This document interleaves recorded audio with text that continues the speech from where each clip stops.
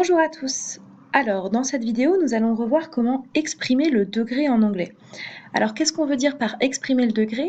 Eh bien, comme dans toute langue, parfois, lorsque je veux décrire quelqu'un ou quelque chose, par exemple en français, si je dis la chaise est petite, eh bien, parfois, devant l'adjectif, ici petite, je veux ajouter un degré, c'est-à-dire que je veux dire pas du tout petite, ou un petit peu petite, ou très petite. On va appeler ça des degrés de qualification que l'on veut associer à l'adjectif que l'on utilise. Eh bien, on va revoir comment on dit tout ça, pas du tout, un petit peu, très, en anglais aujourd'hui avec cette vidéo. Alors, pour nous aider à revoir tout ça, vous avez ici une frise qui va du moins vers le plus, puisqu'on va revoir tout d'abord comment on dit pas du tout, comment on dit un petit peu, comment on dit assez, comment on dit très et comment on dit extrêmement. Alors, dans un premier temps, pas du tout. Pas du tout, eh bien, c'est peut-être le plus difficile, on va dire, puisqu'il faut faire bien attention à la place de l'adjectif, puisqu'en fait, en français, nous avons deux possibilités. On peut dire soit la chaise n'est pas du tout petite, soit la chaise n'est pas petite du tout.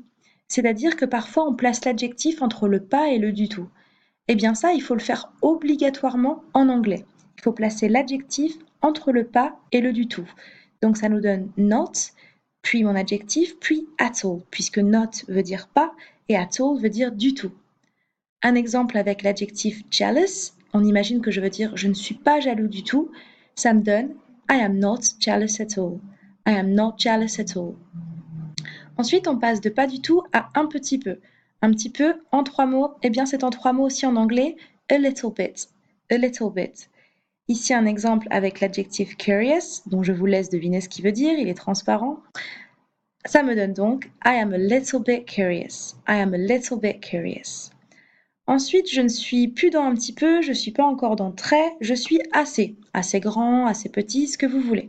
Eh bien, assez, ça se dit en anglais quiet. Quiet.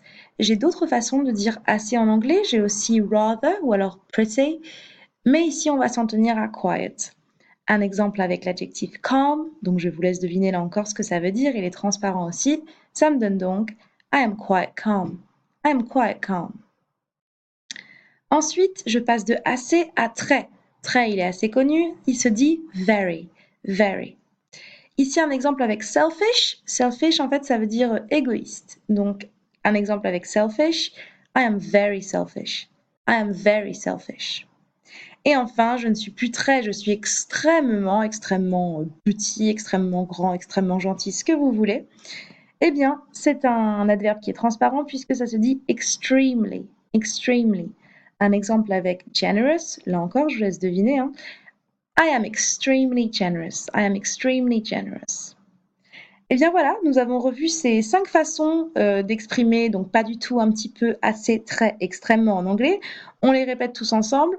Not at all, a little bit, quiet, very, extremely, extremely. Rien de compliqué, c'est assez facile à revoir. En plus, eh bien, c'est un peu comme en français, hein, ça se place toujours devant l'adjectif, sauf pour pas du tout. Donc j'espère que cette vidéo vous aura aidé et puis bah, à bientôt.